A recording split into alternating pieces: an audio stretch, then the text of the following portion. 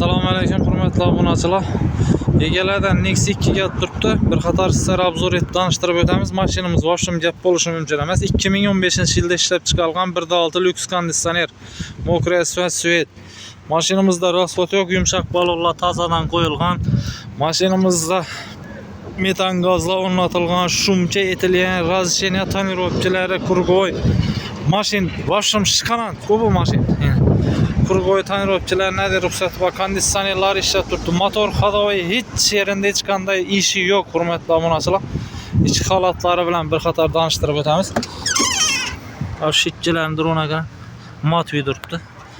Lenilum, chexol, polik, hamma narsa, rollar, pioner maytafonlar, mejigar pultlar, skorslamali buni qo'yilgan. Вообще ajoyib yana. Duruşuna qarang. Kutib haydalgan mashin bu, hurmatli obunachilar. Nexia olaman degan do'stlaringizga yuborib qo'yishni unutmanglar buni.